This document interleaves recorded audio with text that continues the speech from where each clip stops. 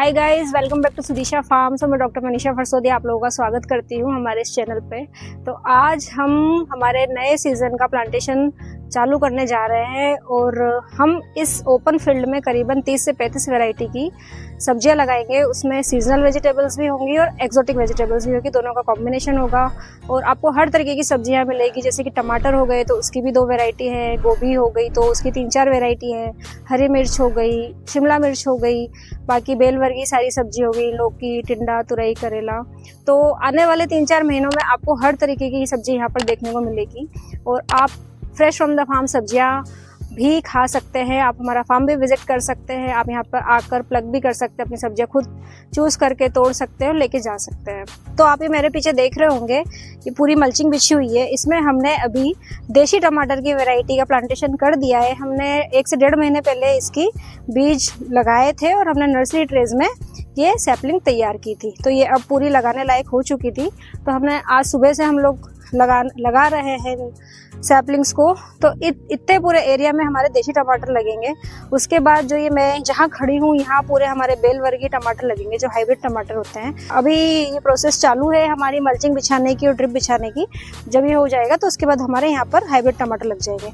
उसके अलावा हम चेरी टमाटर भी लगाएंगे, जो कि एक्जोटिक वेजिटेबल्स में आता है। तो आने वाले वीडियो में मैं आपको दिखाऊंगी यहाँ पे क्या क्या सब्जियां हम लगा चुके हैं। फिर आप ये देख रहे होंगे कि हमने यहाँ मल्चिंग लगाई है, क्योंकि अभी बारिश का सीजन है। तो आप लोग भी जानते हैं कि बहुत ज़्यादा घास उगती है, चारा उगता है, वीड्स उगते हैं। तो उसको कंट्रोल करने का सबसे अच्छा तरीका है कि आप अपने खेतों में बेड बनाकर मल्चिंग लगाएं। उससे ये होगा कि आपका लेबर भी कम होगा, क्योंकि वीड्स उगेगी नहीं इस मल्चिंग की वजह से। अगर आप ओपन फील्ड में ऐसे ही लगा देते हैं सब्जियां तो वो ज़्यादा वीड्स उगते हैं, तो उनको उखाड़ने के लिए आपको लेबर बहुत ज़्यादा लगती है, बहुत ज़्यादा मेहनत का काम होता है। इसलिए आप भी अपने खेतों में मल्चिंग लगवाइए। ड्रिप इरिगेशन से सिंचाई कीजिए, जिससे बूंद बूंद पानी जाएगा, तो आपका ज़्यादा पानी का भी लॉस नहीं होगा और ज़्यादा पानी भी नहीं लगेगा। तो ड्रिप की वजह से आपका पानी की भी बचत होगी। तो मैं यही सजेस्ट करूंगी कि अगर आप अपने फार्म में ओपन फील्ड फार्मिंग भी कर रहे हैं या प्रोटेक्टेड कल्टीवेशन भी कर रहे हैं, तो मल्चिंग और ड्रिप इरिगेशन का यूज़ ज़रूर कीजिए।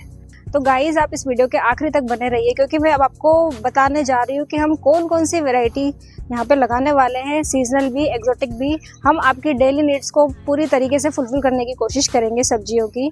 तो आइए हम बात करते हैं सीजनल वेजिटेबल्स की, जो हम यहाँ लगाने वाले हैं। होता है टमाटर। तो टमाटर की हम यहाँ 2 वैरायटी लगा रहे हैं, एक तो देशी टमाटर और एक हाइब्रिड टमाटर, जो आप लोग सलाद में खाते हैं, लंबे वाले आते हैं, वो 2 वैरायटी। उसके नेक्स्ट आता है मिर्ची, हरी मिर्ची, जो हम डेली यूज़ में कंज्यूम करते हैं। तो उसकी भी हम 2 वैरायटी लगा रहे हैं यहाँ पे। एक तो होती है जो तीखी, जो लोग तीखा खाते हैं उनके लिए, और एक होती है फीकी, जो लंबी आती है, ज़्यादा मतलब लाइट ग्रीन कलर की होती है, बड़ी बड़ी, वो वाली मिर्ची है।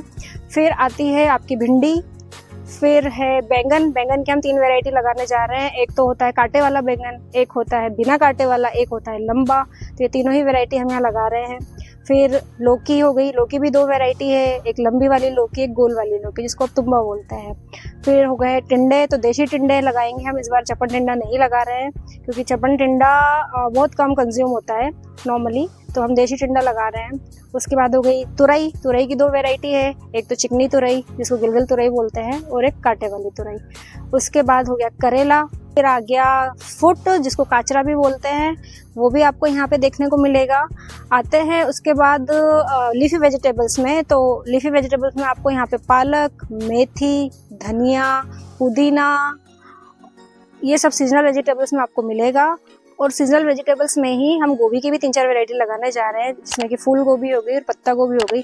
बाकी की 2 वैरायटी आपकी एक्जोटिक वेजिटेबल्स में आती है। तो हम अब बात करेंगे एक्जोटिक वेजिटेबल्स की, जो हमारी लिस्ट है उसके बारे में। तो आपको लेटस मिलेंगे यहाँ पे 3-4 वैरायटी के। उसमें ग्रीन हो गया, रेड हो गया, लोलो रोसो हो गया, आइसबर्ग हो गया, ये सारी वैरायटी है। फिर इटालियन बेसिल है।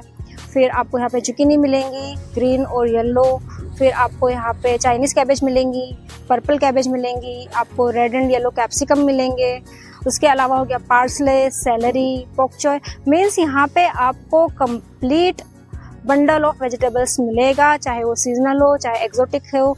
मैं भी कुछ नाम भूल रही होगी, क्योंकि लिस्ट इतनी लंबी है, तो कुछ नाम मुझे भी याद नहीं है। आने वाले वीडियोस में जब ये सब्जियां बिल्कुल आपको देखने लायक हो जाएगी, तो मैं पूरा फार्म टूर आपको करवाऊंगी। तो आप तब तक के लिए बने रहिए हमारे चैनल पर और एंजॉय कीजिए।